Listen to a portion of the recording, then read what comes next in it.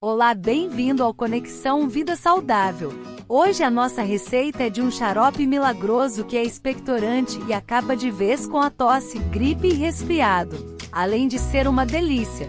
Para esse xarope vamos precisar 2 colheres de gengibre ralado, um maço de hortelã, um limão cortado em 4 pedaços, um pau de canela, uma xícara de açúcar.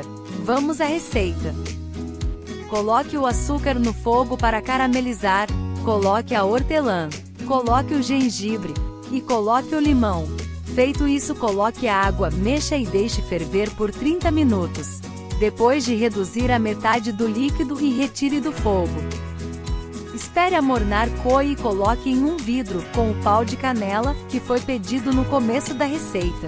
Esse xarope pode ser tomado 3 vezes ao dia. Aproveite os benefícios desse xarope maravilhoso. Deixe seu like e se inscreva no canal.